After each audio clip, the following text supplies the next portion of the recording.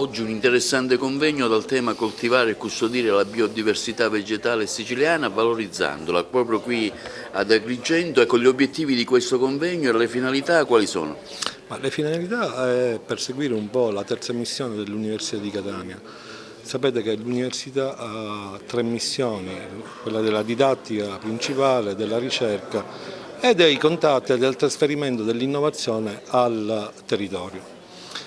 Quindi la giornata di oggi si inserisce nella terza missione, oltre che nella missione di ricerca, perché stiamo cercando di trasferire i risultati di diversi progetti di ricerca, nel caso specifico del PSR Sicilia, ma è chiaro che tutti questi progetti in cui siamo coinvolti poi hanno un fine ultimo, quello di valorizzare la biodiversità siciliana, ricca di eccellenze, ricca di matrici alimentari di pregio per l'industria agroalimentare. È proprio la chiusura della filiera dall'azienda al consumatore, quindi from the farm to fork, che è la strategia del Green Deal dell'Unione Europea, e stiamo cercando di attuarla anche qui ad Agrigento. Si sente attualmente la mancanza del grano per via della guerra con l'Ucraina e con la Sicilia?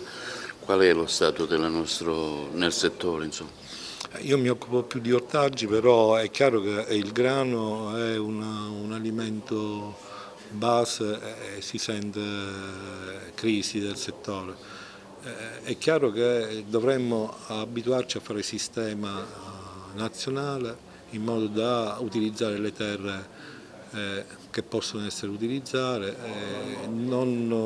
e valorizzare un po' tutte le attività di ricerca, soprattutto in termini di nutrizione, di benessere. Questo è il grosso obiettivo From Farm to Fork del New Green Deal dell'Unione Europea, ovvero sia cercare di produrre bene, non inquinare e produrre prodotti C'è un salutistici. contatto tra l'università e il mondo reale della produzione in atto?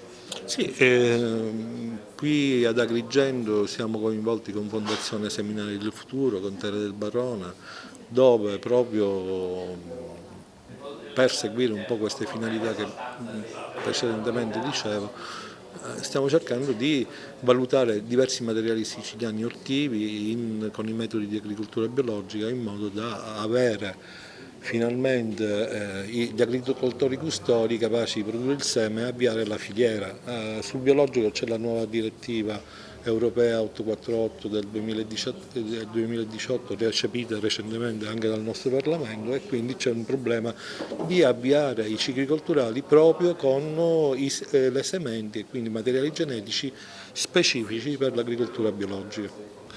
Il progetto ha lo scopo di divulgare, far conoscere l'agrobiodiversità delle colture erbacee siciliane e in particolare dei frumenti, delle ortive più importanti come il carciofo, le brassicacee e delle piante ornamentali. Il progetto dura 2 anni e in questo contesto noi stiamo proseguendo un progetto precedente, sempre finanziato dalla Regione Siciliana, che è molto attenta a questi argomenti, per divulgare ciò che abbiamo attivato, cioè il mantenimento in coltura di varietà antiche, di varietà coltivate nel passato che hanno delle qualità importanti e per le quali è necessario. Come che si possono valorizzare? La valorizzazione ha sempre più importanza sia in un ambito di agricoltura biologica sia in un ambito di agricoltura nutraceutica e funzionale, perché queste piante contengono anche sostanze che hanno un interesse farmaceutico e medico, e per cui diciamo, nostro interesse e nostra ovviamente visione è anche quella di mantenerle e di valorizzarle. Molte nostre aziende sono adesso interessate alla loro riproduzione e valorizzazione, ed è importante che loro stesse si facciano carico di riprodurre queste varietà. C'è un problema di siccità al momento, ecco, com'è che anche questo campo è interessato? Il discorso della siccità è un discorso che noi siciliani viviamo da tempo. In questo momento tocca anche il nord Italia e quindi la situazione sta diventando un po' drammatica. La nostra agricoltura è abituata a sottostare a questi passaggi.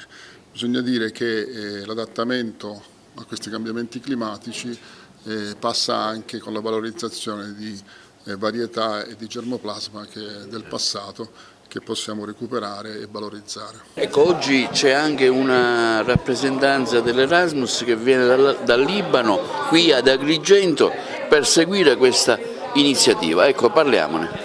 Sì, siamo venuti qui con il nostro gruppo di lavoro e anche con questi ragazzi appunto che vengono dal Libano, che vengono a seguire questo workshop sulla biodiversità per fare un confronto con le loro cultivar locali rispetto a queste nostre siciliane, quindi per mettere in risalto la biodiversità del nostro paese.